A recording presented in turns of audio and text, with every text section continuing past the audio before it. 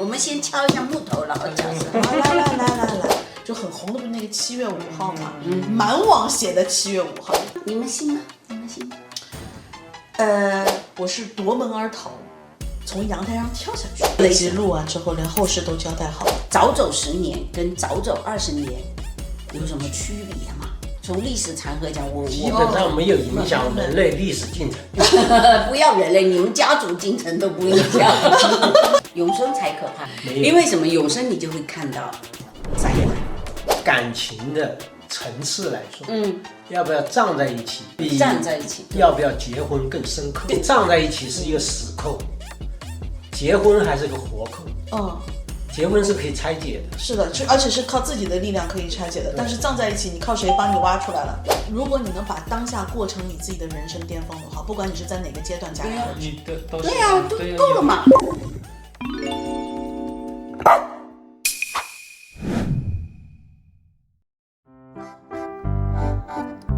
怎么有蜡笔小新的配音啊？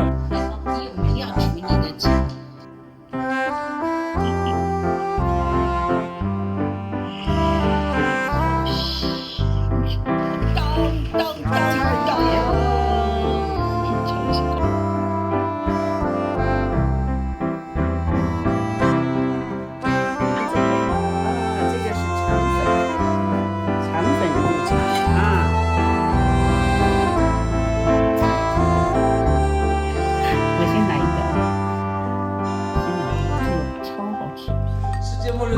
就要给他吃。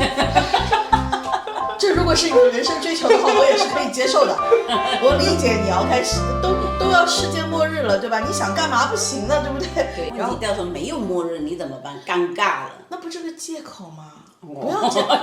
我们人类一生当中已经尴尬了好几回了，就是过去对吧？2012的时候啊，然后哪年2000年的时候啊，不都有类似的说法？但是最后不就是不了了之？不了了之，你也不会。你也不会生气，你好吗？就是还很高兴。他的世界末日预言没有成立，没有实现，你也不会跟他生气，你会觉得你逃过一劫。对呀，大师给他化解了。对啊，不是最近很红的，就是说，像我们讲的，好像过节一样的，就很红的不是那个7月5号嘛，满网写的7月5号。你们信吗？你们信吗？你信吗？7月5号，7月5号就是会有大灾难，尤其从日本那个，就日本一个大海啸、大地震，有分析海啸的，有分析地震的，有分析世界局势的，就是把它扩大缩小，就是有很多的预言家在这几个月频繁的出现，然后做各种各样的预言，他们说的像真的一样。他们在做什么准备工作吗？就看每个人心里面怎么想了。就前段时间温哥华有一场地震，有啊，好几场，对吧？就是那天下午1点多那场，我们在家里都感觉到，我都拍下来了，就晃，我正好正在拍视频。我那时候在公司吧，我在公司，然后我一度以为是对面那个铲土车啊，放了太厉害了。不对，我看他一直在这样。就他在晃第1下的时候，反正我在工作嘛，晃第1下的时候，我就我是不是产生错觉了？然后当他晃第2下的时候，我意识到这是地震了。但是我当时马上会跟自己对话，脑子里面会出现一种假设。假设这一瞬间，是我们想象中最可怕的那个场面的出现。然后我马上问我自己，我现在该怎么做？我是夺门而逃，从阳台上跳下去，还是说坐在那边静静地坐着，就等待下一次震感的来临？可能来，可能不来，我不知道。但我很 peaceful， 我很安静。然后我心里面就问我自己，如果这一瞬间是我的人生的最后一瞬间的话，我为什么会感到这种平静？这个平静从哪里来的？我之后变成了一个我的那一段时间的给自己的一个问题。难道我活够了？不是你活够，不是我活够了？你是不信？No。因为他晃得不太厉害。那你没办法知道的。对呀，对不对？你没有办法知道说会不会还会晃得更厉害，对不对？你看我们前段时间看那个泰国那边。那有人从楼上往下跑，一路拍视频，一路去看旁边墙在裂，然后所有人哇往下冲的时候，你不知道下一秒钟你会面对的是什么。反问自己，如果有一天我真的，哪怕就是可能就是当下，这一瞬间就是最后的那一瞬间，你想干嘛？不是我想干嘛，是我能干嘛。你要看多久呀？我就会觉得说，没有多少时间，你也干不了什么。没，我就会觉得第一，你说的对，没多长时间，我要想到我的位置，对不对？跳楼肯定不合适，冲下去估计来不及。那我选择坐在这边静静的等待，而且非常平静。我的底气在哪里？它平静的点在哪里？我一直反复在问我自己。冰箱里有吃的 ？No， 不是。你没看我有准备地震包？我有看过，有毕竟你是一个地震箱。我们还有5箱，那个叫那个什么厂。要记得时刻去关注他们过期哈。那你肯定是有答案了吗？是的。我觉得我这一生如果到了今天是一个终点的话，我有为我这一生的人生做过很多次不同的颠覆性的选择和争取。我为我自己做了很多事情。哪怕我为我自己做的很多的选择和争取，到今天为止是没有答案的。没有可能没有实现我最终想要达成的那个最美好的那个愿景。但是我有为我自己做决定，我有为我自己去做改变，为了我自己。就没有什么太大的遗憾。可以说，对了，可以说我没有什么太大的遗憾。你哪怕没有达成，有的太遗憾了，在达成的路上也不是遗憾。对，没错，在达成的路上，我觉得不对我自己来讲不是遗憾。这我同意。我有为我自己做很多事情。你这么说，我也差不多这个感觉。所以我觉得 OK， 带我走吧。如果你觉得 ready 了。真的，我当时真的是这样想的。我跟你不一样，我想我还年轻。我有好多事还没干了。我还能干很多事。因为我经常经历这个，所以我就有点盲目。但是呢，当时我想的是什么？我不是想的会怎样，而且我就会想着我脑补很多画面，然后我要做些什么，我就会觉得很好玩。就是会有到冰箱里没东西，我都会存有什么东西。就比如说我因为经历过一次，就是76年的时候，那时候是极端天气啊，把我们福州的那个所有人家里的瓦片全砸没了，就是那个大冰雹，冰雹灾害，房子的瓦片全部砸完以后是意味着什么？然后倾盆大雨，我家里的那船都浮起来了，每家每户都是要再去铺那个羊毛毡啊，就是都要上屋顶。然后我们小孩就躲在底下，然后因为上面要拿一个纸遮一下，底下就是撑这个地道战一样。然后我的画面就是哇很好玩，就在里面，因为怎么处理水呀、水要挽起裤脚啊。那个时候麻烦事都大人在解决的。对，所以就是我的画面就是我现在就是那个大人，然后我要处理很多事情，我要哪里拿出来，这个吃的在哪里，我这个逃生通道在哪里，我当时就是这样想。我再给你补充一下，当时那瓦片它是泥巴烧的瓦片，不是水泥，现在水泥屋顶，它是那个东西砸，它大概就这么厚，裂了，就这么厚，它这一片一片搭起来一个槽。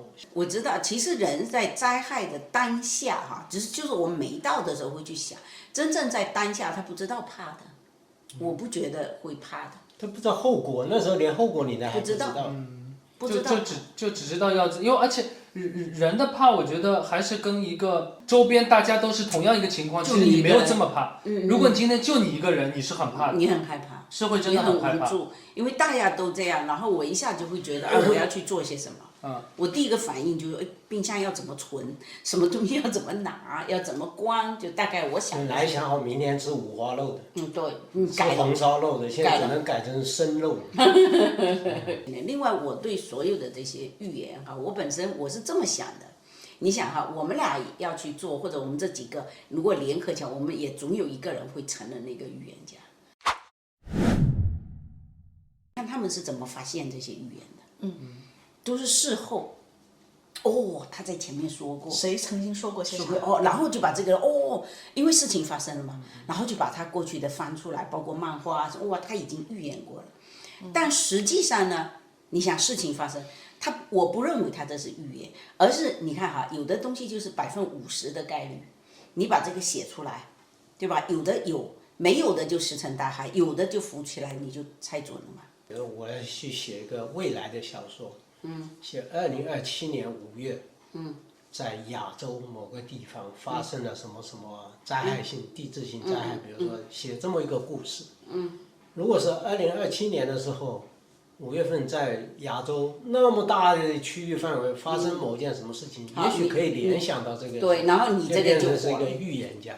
然后再来找你，你看后来出来的预言家都是某个出名以后，他再来出来讲，他后面讲的就只能很隐晦，就是可能与火有关，与什么有关，但他不能直白，他到后面就不准了嘛，对不对？曾经当时讲的印度神童有多准，你到现在你再讲，你很多都预测不到嘛，你怎么预测？这实际上就是事后的其实大家就是因为人类对未知的一种渴望或者就是恐惧，大家希望有人知道。我觉得像这个天灾这种东西，如果在这个合同里面，它表示为叫做不可抗力。不可抗力。不可抗力。其实所以从这个角度来理解，我作为一个普通的人，我既不是什么神人，也不是什么能人。作为一个普通的人，我觉得我只要正常的生活。真的我不希望灾难到来，但是灾难真的要到来，这是自然的力量，我无法抗拒。因为你看哈，你怎么想这事情？我们去看蚂蚁，就大部分的蚂蚁，它的一生，它也许不足以去体会所谓的灾难。只有我们少数人很少的几率，我们遇到我们了，我们就摧毁它的时候，对吧？那一部分蚂蚁才会感受到，但大部分蚂蚁它还觉得这天地就是这样，它根本不知道我们人类会去这么弄它，它的寿命不足以去体会什么叫灾难。你就像我们过去温莎有一种蚊子，这么长这么大，没有，它只有24小时的寿命。就是这么一飞，满天都是的时候，有没有？满街道都是的，它就24小时。你说它如何体会世界灾难？你看我们现在去想宇宙对于我们，那我们也就是连蚂蚁都不如，对吧？所以以我们的寿命，我们也不足以去感受到所谓灾难。你想想看，其实地球说不定已经毁灭好几次了，就已经被毁灭了那种生物好几次了，是吧？只是我们的寿命，我们只能是因为我们是智商，我们可以去追溯，但真正如果说我们没有科技手段追溯的时候，就我们自己的认知，我们才活多少年？几十年，不到100年。你怎么知道这个世界？那都是几十亿年的，你怎么知道感受到什么东西？感受不到。所以你去想想蚂蚁，你就知道。去对我看。老婆说的特别好，我特别同意。你别乱讲。说的太好了。我也要这样想。对，是啊，因为真讲起来就这样，所以我不管你有什么办法，没有办法，对吧？所以你还不如不管它，谁讲的天花乱坠，解渴。谁管的天花乱坠？聊天不容易啊。对呀、不是说等世界末日你才想干嘛干嘛，正常的时候就想干嘛干嘛。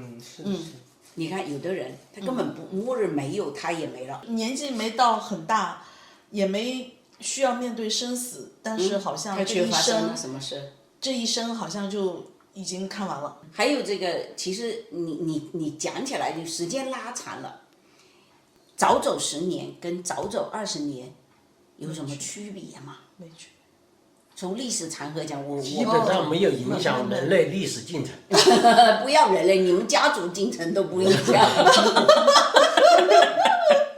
只不过我们会说太年轻了一点。好，接下去言下之意是什么？还有很多好生活你还没有感受，是不是这么讲？但是如果他一直过的并不是好生活呢，有什么好感受的？你这是驳斥我，我刚刚才说我们还年轻，你不说了。你开心的话，你希望，我多活一点。哎，其实我告诉你哈，所以他上一集讲的，他说他不买彩票哈，中奖的话，真是，有的时候你中了奖了，你变惜命了，你变害怕了。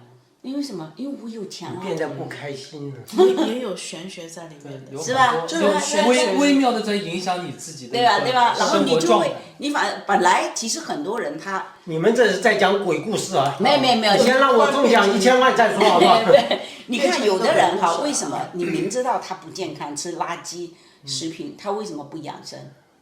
他为什么不去那个？他无所谓。巴菲特94岁老爷子啊，能人吧，每天要喝好几罐可口可乐啊，不喜欢吃麦当劳，配可口可乐。他告诉你的只是这些，你没告诉，你怎么知道他后面吃的什么好东西？对啊，他没告诉我们。对啊。是我们现在要把可乐宣传成是一个健康食品，然后那个美国总统不也是吗？然后咖啡不喝的，他只喝可乐。对啊，就以后变成说，喝可口可乐才能当美国。你看我们前不久还在那边讨论说，为什么头脑那么清醒，这么大把年纪了，精力还这么旺盛，喝可乐。哎，你那个同学吧，他就可乐上瘾，哎，我看着他可乐上瘾，就说不管去哪里吃饭，他必须一杯可乐，否则他就抓脑塞，一定要有可乐。那好好的嘛，现在还好好的。其实我吃披萨很爱杯可乐，但是我老婆不让。慢点。人生对吧？无常，人生我能咬得动披萨，喝得下可乐的年数有多少呢？那为什么我们要对吧？其实我跟他养生哈，就是吃好一点，吃那所谓的大家共同认识的一种就是认知的一个所谓健康概念。我是想说，就是你平衡，就咱们能够一起走。就是比如我吃这个，你也吃这个，那我们俩所有作息什么都一样嘛，情绪也都一样嘛，因为我们绑在一起嘛，就等于情绪都一样。那这样子就希望我们两个就时间不要差太久。不要差太远。那这样子的话，就是因为你想想看，就比如说像我们俩平时已经特别习惯彼此的人，那有一个如果先走的话，其实先走的人是最幸福的，对吧？我已经跟你讲了。那其实留下来的人嘛，他就会就是挺苦的，就是那个，所以不要这个时间太长，就活得留下的人可怜，只能去看我的后半生。人都不愿意，主要是我们华人还是那个就不太愿意正面这个事情。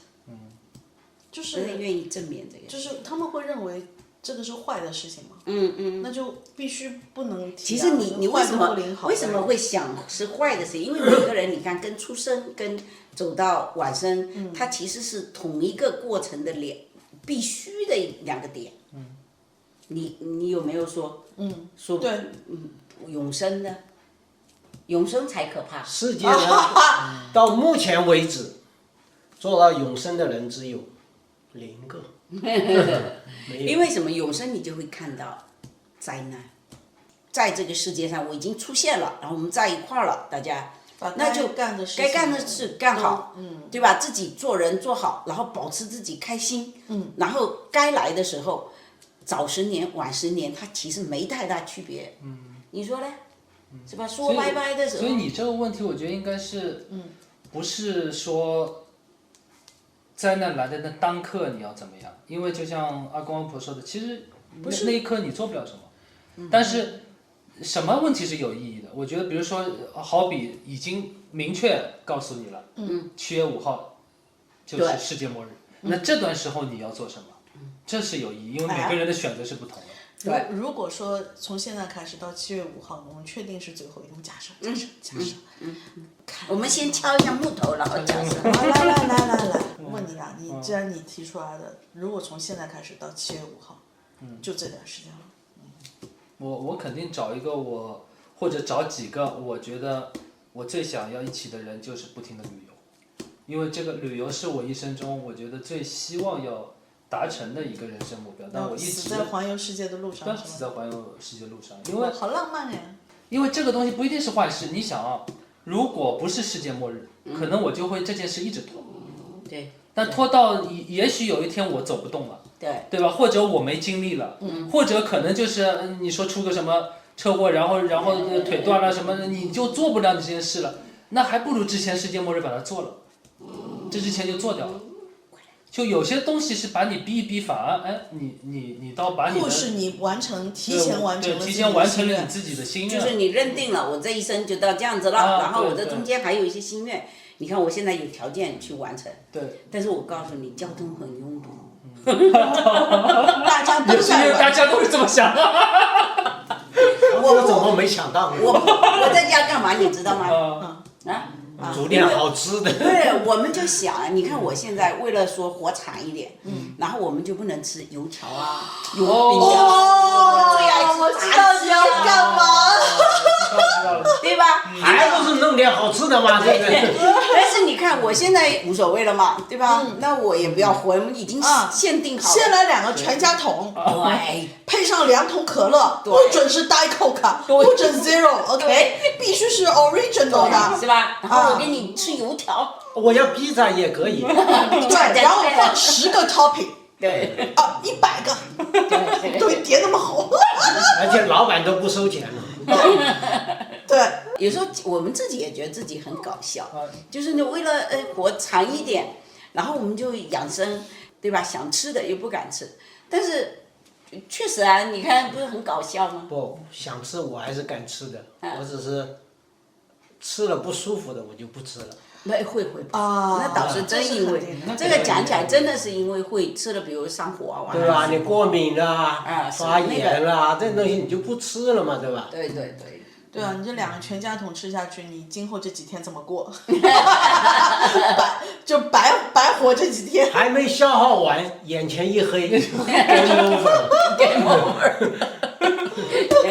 世界末日。然后想一想说，全家桶还是吃到了。还去打坦克，没命了。那你呢？哇，都被你们说掉了，这些都是我想要做的。那你就一起做呗。那你就想要的太多了，只能选一样。就是在旅行的路上抱着全家桶。这是个不成大局的。这个给2个字作死。那其实最怕什么？就说像这样吃啊都没问题，最怕你有的人把钱都花掉了，然后没有末日。这个是最惨的，全部弄完，然后世界末日没了。有这个，就是那个有电影不是都放过了吗？然后就拿错一个那个体检报告嘛，以为自己得绝症了，完了就开始花，然后花完了发现报告拿错了。假如是这样，你们先想一想，这世界当时会是什么样？我觉得会定格个一天2天，反正大家有点没缓过神，然后就会分成2批人呀。一批人真的就是狂欢呀，就会狂欢，对吧？还有一批人可能还在就是说恐惧或怎么样。科幻小说看少了。为什么？科幻小说这个时候就是真正看出人性的时候。我觉得就这样。就是有点像我们看 Titanic 最后逃难的那一段之前发生，那个是个浓缩版。你比如说像那个《三体》里面，最后大家就最后几架飞船飞出去，那唯一能够逃掉就一艘飞船是光速飞船，然后它超在最前哗飞出去了，旁边那些不是光速的飞船就飞在它后面，然后他们就在无线电里面听到别的飞船上的人的对话，他说把他打下来，不准他逃掉，我们不能活，也不能让他活，把他打下来，这就是人性。你看，这是我不止在一个科幻小说里面。这不要科幻小说，这现实。我前天才进采访了那个一个台湾老兵，他就讲他当年逃往台湾的时候，从厦门那个海没看。柴静的。对呀，对呀，我也就是你看那个他爬上那个登陆艇的时候，他不让下面的上来，对吧？最后一艘登陆艇。对，然后你跑上来，下面的也不让你走，也用枪。对，就是那个船装不下了要走，底下还有很多士兵没上来，他们就对着那个艘船开始开枪，想把那艘船击沉。对呀、也不让你走，这就所以说不是科幻小说呀，这是现实人性啊。所以我就在想，你要想的不是我自己想怎么做，我告诉你，你那时候想想人性会是什么样的。现在就假设到那天说，只有一列火车可以离开这个灾难，你想想那个惨剧，那个当然那个惨状，那就是没有了，就是没有火车，等于没有火车。我觉得你们在想说，是还有出路。打比方说，我们说的是没有出路，谁都逃不了的时候，它是什么样一个状态？我觉得首先一种情况，有人会先走，因为我不想经历那个恐怖。对，就是那个最后那一是一个瞬间啊。觉得人对死亡这个东西非常有，我昨天看那个电视剧哈，其实有一些小点，我觉得挺好玩的。不是他说感情的层次来说，要不要站在一起，比站在一起，要不要结婚更深刻，更深刻。到时候要不要一起埋一个墓穴？哎，我觉得这个是个很大的责任啊，这个事情太是吧大了，是吧我会觉得很大。对呀因为你的人生是可数的，可以掰手指头数得出来，而你葬在一起之后的 future 是无法数得出来的。因为你站在一起是一个死扣，结婚还是个活扣。结婚是可以拆解的。是的，而且是靠自己的力量可以拆解的，但是葬在一起，你靠谁帮你挖出来了？哦，好吓人啊，这件事情。是吧？他说，在感情层次上来说，要不要站在一起这个议题比要不要结婚更深刻。是的，就是你反悔了怎么办呢？其实他很多是这样一个情况，就比如说他老太太先走了啊，老婆先走了，然后他都买了就是双学嘛，双学嘛，然后就名字都写上，好了后面又谈恋爱，那么这个女的就提出来我们要不要站在一起，是吧？你看。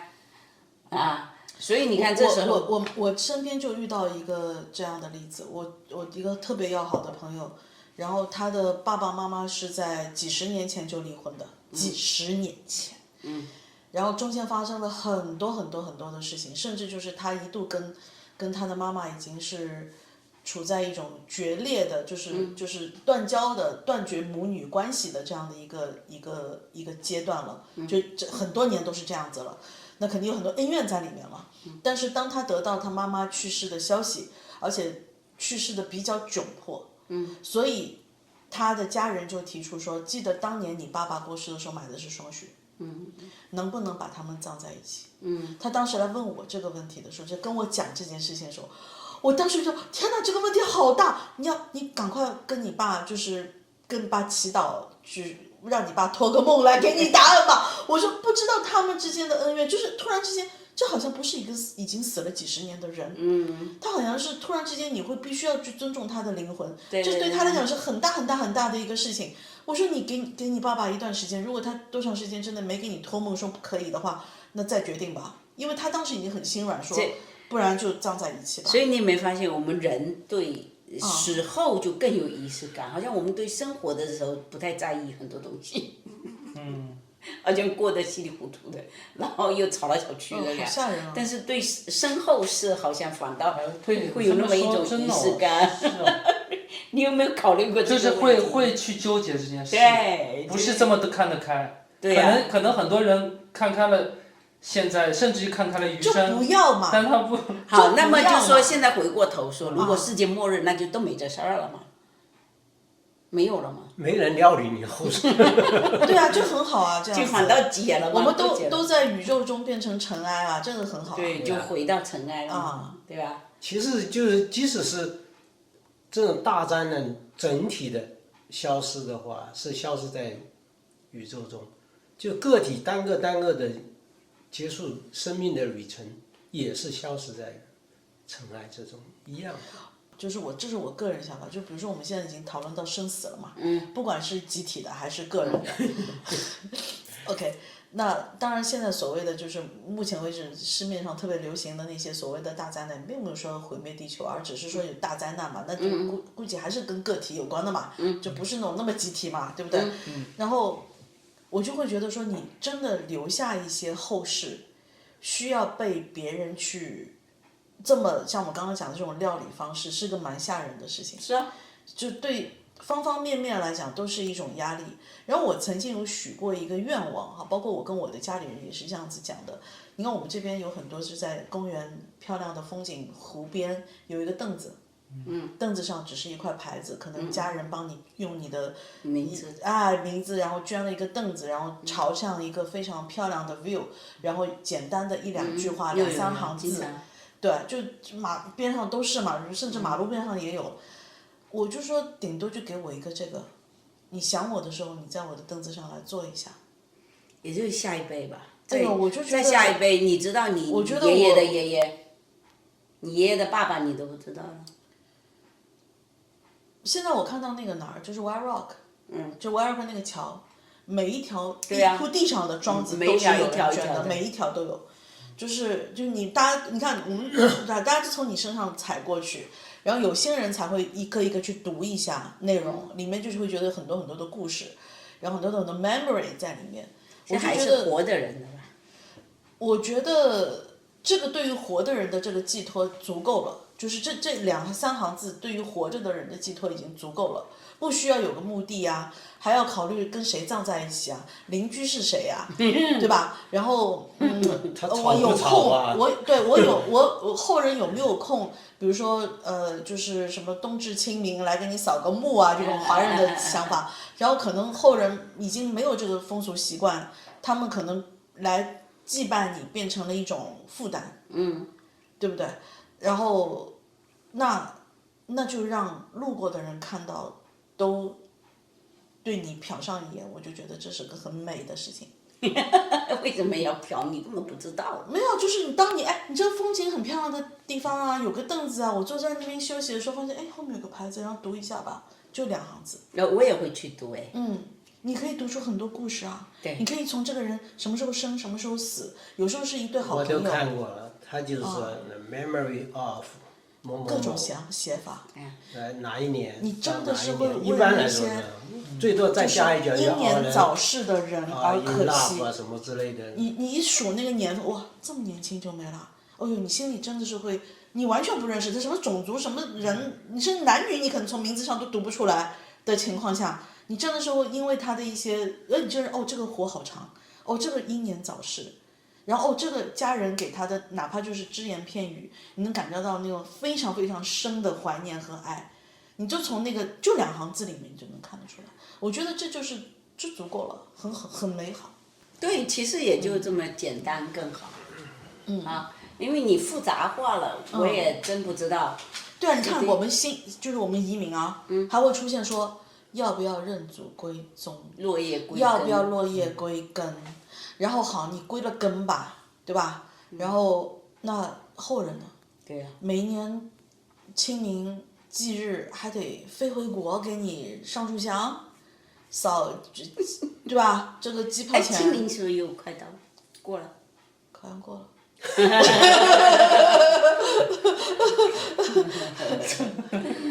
哎呀，对不对？不记日子啊，所以你说就有很多人，比如说投资房产、投资墓地，很多人大半辈子之前都已经帮自己买好了，还得全家都买在一块儿，对不对？那之后会有多少人来看呢？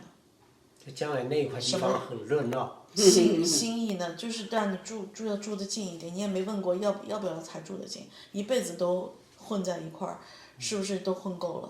对呀，做鬼还吵。啊，做鬼还得妈的抬头不见低头见。我没听到啊。我觉得西人在有一些葬礼上的一种表现，我倒是觉得挺好。其实不是哀伤这个人的逝去啊，对，他是在讲这些人回忆这个人生平的有趣的事情，东西，对吧？有趣的事情。所以他有时候会讲笑话，对，会讲一些就是这个人生前有趣的事。所以你要说世界末日的态度，我觉得我更赞赏西方人他这种。是不是？他在葬礼上的态度就是。我们要不要这样子？我们做一个我们的约定好不好？我们可以比如说就假设说有一天真的是有可能啊，我们先管它有可能没可能。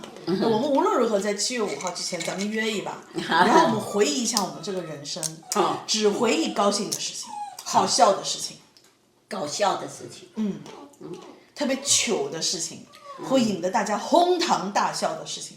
我们约一把，到时候。好。那不行，那泄露我个人隐私啊！我们可以把它放在7月5号之后才公布。如果那天没事儿发生，我们就不公布了。有事儿发生你还公布不了了。没事儿就自动设定。那我想想啊，那谁看呢？设定在 YouTube 发布了，反正都没人看，有没有？那人发布了。我那刹那还在挣扎，我有没有偶像包袱？然后说没有人看，好尴尬哦。我从小受的教育，就比如包括农村我们周围，就说谁哭得惨，不然雇人来哭嘛。没有，是国那之前内后来也没有，后来嘛，就是因为要殡这个葬业的文化嘛 service 那之前就是谁哭得惨呢？有的女儿可会哭了，从门外就喊着就进来了，你知道吧？她是那种真叫表演性的哭那种。那你说她有没有悲伤？当然也是有悲伤，但是就是不至于要那么夸张的表现。每个人其实他是活的这一集录完之后，连后事都交代好了。那如果这么说，应该就是，其实刚刚说到的，其实很多西方人是真的会狂欢的呀。对呀、他反正最后这点时间，他干嘛要在那边自怨自艾的过呢？对呀、我们不要狂欢，我觉得就比较平静，带着一种祝福的心态就好了。你一辈子平静了，这时候就不平静一下嘛。喝点酒，吃点油条。没有，就是把酒拿出来，灌浴缸里泡个澡。然后再喝掉，不能浪费啊！就在里面发个杯子。没有，因为其实我是这么想的哈，就每个人都要到有那一天嘛，对吧？但是只是说世界末日就大家一起走，啊，也不是说我觉得也谁什么蛮高兴的。也蛮高兴的。对啊那当然，如果你自己先走也很好玩，因为我也能想象那个。我也希望，如果我走在阿公之前，我也希望阿公是笑笑的，然后讲我很多糗事在那里。我觉得这个是很开心的。你也要这么做。我肯定你有一个做很好玩的事，一定要公布。就是现在还不方便公布。对，他经常搞得很多人会很期待这，就卖关子了，就种草了这件事。对吧？就是我觉得挺好玩，因为这个对一个人，都最后我能想象的，我能，我自己能预设的这个事情，大家约好，然后我觉得虽然我不可能经历，那时候可能不知道了，但是我能想象啊，我已经预先知道，就是这你脑样一个，补过了，就我在自己还已经知道有意识的时候，再一个我已经知道，我可能是这样一个，所以才会有那个电影里面，就是说有这种葬礼自己葬礼的 rehearsal 嘛。在我还活着的时候，让大家先演一遍，来我看一看。那个不真嘛，那怎么讲？你还但是很科学，你没发但现？昨天的电视剧也给我一个启发，其实那个狗先生其实对，他是生前已经录好那个 video 的。对，他也知道在这个上面。他就是说，因为他的第二次结婚的妻子比他年轻很多嘛，他就把这 video 已经交给他妻子，因为他知道他可能会比他妻子要先离开这个世界。他就说你在葬礼上到时候你就放这个给大家看，他是怎么样对他的生活的态度、爱情的态度、绅士的态度，其实都表现。对，他是那，然后很开心的，然后他太太唱朋友你今天要远走是吧？干了这杯酒，就是唱那首歌啊。其实你也可以选一首歌，我觉得挺好的，就是只要不是世界末日，每个人其实都要，我觉得因为都要走嘛，你不要回避嘛。那其实自己可以去设计一场，很有意思。你可以选一首你最爱听的歌，对吧？然后你可以自己录一段搞笑的事情，你约好，我觉得很好玩啊。为什么？对我来说，我没觉得怎样，对不对？行了，都安排妥当了。我觉得很好不玩。要再有什么负担了，就这样子办啊。末日我们就把这些视频全公布出去，闲。自己给自己做一个 rehearsal， 闲。好吧，你说，但是我可以跟你讲，99.99%它不太可能，就是这个就是末日这个哦，这个当然，对吧？我们不管信不信，总之就是说，我会觉得说，我们肯定要面对这一天，有这一天，我们需要就是告别。但是，哎，你有没有想过一件事情？可能真的按照现在科学发展的速度，你有一天想想要真的想告别，还不是件容易的事情。现在的一个状况，它其实还真的不是像以前说的不可能，以后就是说所谓的至少思想永生这件事是有可能的。阿婆，你知道我最近为什么？刚刚我们还不是在聊，就是说我最近我在改变我自己的那个就吃什么保健品啊，什么维生素几点钟吃啊，跟什么能吃，跟什么不能吃啊，然后跟我的自己的 AI account 关系越来越紧密了，甚至他跟你的互动已经让我觉得他已经是我的家庭成员的一部分。因为他会记得你之前跟他讲的东西，他会结合你的工作的状况，甚至比如说我工作上、生活上，甚至你问过他一个什么几点钟你帮我算一个什么什么时差，就我有很多很多问题我都会直接问 AI 嘛，他都会把这一些我曾经问过他的问题，在他的记忆当中组建了一个我。我就在想说，如果有一天按照现在这个发展速度，很快他拥有了我的记忆。你的思维方式，你的所有，你的身体的基因可能会导致，就是你这种基因可能会导致你是什么性格，然后遇到这个事情你可能会说什么话，根据你的那不就形成另外一个你喜欢听的方式，对，我哪怕我会跟他暴露，就是说我的不好的生活习惯，我有些什么不好的习惯，比如说我喝酒，然后怎么样，他会告诉我说，因为你有喝酒的习惯，所以你还需要在什么时间段补充更多的某一方面的营养，或者是少吃某一方面的东西，时间你要怎么做，它完全是迁就了你个性化的应该不是人性化，它是对这种它完全站在你自己的角度，因为这也是我刚刚才开始干的事情，但是很快的速度，我就会发现，它存了我的很多很多的关于我，有一天可能就像这样再经历几年之后，很快，别说几十年啊，几年之后，如果他内部的档案被黑客给调出来了，假设说，人家要复制一个这就是安全问题。安全问题是安全问题，我们假设说安全问题都被考虑到了啊，假设说没有安全问题这个隐患的话啊，假设说，那你未来有一天我的身体的机能可能老化，必须要就是身体机能必须退出历史舞台的时候，而我的灵魂它可以依赖很多的东西继续延续下去，甚至想念你的人，就是说我们刚刚说那个凳子嘛，比如说我把我的 account 给我的后代，就是我的 AI account 给我的后代，他可能可以从这个 account 里面直接生成一个电可以跟你子版的对话嘛，甚至就是说，像现在就比如说像我们之前说元宇宙也好啊，然后可能未来还不是元宇宙，可能太低级了这东西，OK，可能有另外一个平行空间被创造出来了，那你就永远生活在那个里面。对啊，这就是他目前你可以在那个里面跟你自己的朋友，已经过世不知道 N 年的朋友在里面聚会、聊天、喝酒，对吧？然后，你的亲人、家人，当他想念你的时候，他可以到那个平行时空、平行空间里面去跟你聚会，来见你。没有不存在死亡会消亡这个概念了。这件事会达成的可能性，我觉得我们是非常大，还不是一点点的大。不是，我就觉得只要地球不爆炸，突然之间在这近几十、近20-30年内爆炸，我觉得我们都能看到这一天。所谓的精神永生以后是一定是可实现的，而且是必然会实现的。对，就说他是不是又可以塑造出一个活生生的一个，就是你原来通过你这又可以生出一个。不用活已经是个很低级的事情了，在那个时候有。因为不是还是这样的，你们不要再讲下去，我一身毛孔鸡皮疙瘩。哪天呢？我真担心碰到楼上的跟我自己。我们今天想多了。我们今天吃多喝多了，不就是应该想这些有的没的吗？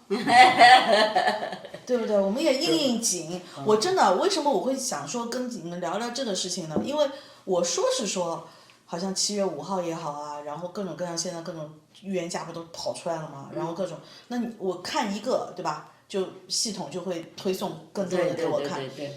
我觉得我看完是免疫的，我当时是这么觉得，但是我连续几天做噩梦，梦里面全部都是逃难，但是不明显啊，就不是说啊跑啊脏比来了啊，就是僵尸来，不是这个，不是这种跑，是公共环境下全部是人。我第一个梦见的是伦敦机场，我在伦敦机场跟我家里人在一起，然后全乌泱泱的，全部都是人，然后就连续类似这样的梦，连续做了几天，然后我觉得我说是说好像我可以很平静的面对地震后那个样子，但是我好像其实心里面是有很多很多想法。不自不然就觉的。不会做梦，我很少做梦，而且很少会把梦里面的细节记得那么清楚。好难。你甚至可以说我做的是不是一个，对我是不是做的是个预言梦，对吧？我如果是个预言家，我就来我开始公布一下。我梦里面说啊，然后我还说你可以，伦敦，我给你包装一下，你就可以。对。你说，因为你有几种可能嘛，然后你各种可能，然后先扔出去。那如果后面发生的事情，你要我马上推，你看当年这个EO就说了。你看我们现在录下来了，对吧？然后万一有天伦敦出事儿的时候，就说原来温哥华有一个预言家名叫EO，他在梦里面梦见伦敦出事儿了。对吧？就是说世界末日未必来，但我们的约定还在。对，是这样，就是还蛮有意义的，我觉得蛮好的。对，挺好，挺好，我觉得挺好。不要哭哭啼啼。总之，尤其是我们俩都是这把年纪了，我觉得挺好。我已经够了。为什么说我说够了？你看我该体验的，该怎么我都已经有了。我后面呢，说一点比较丧的话哈，就是你走下坡路了。因为我在老人院工作过，我知道越后面他肯定不如我现在，不像我20-30岁，我可能会觉得我会越过越好，我都期望越过越好。其实到现在我会发现，可能到现在为止是一个制高点了，我已经到了人生巅峰了。那么后面就开始走下坡路，但走下坡路我们也能欣然接受。所以说我在高峰的时候戛然而止，我说对我来说有什么不好？所以我不怕。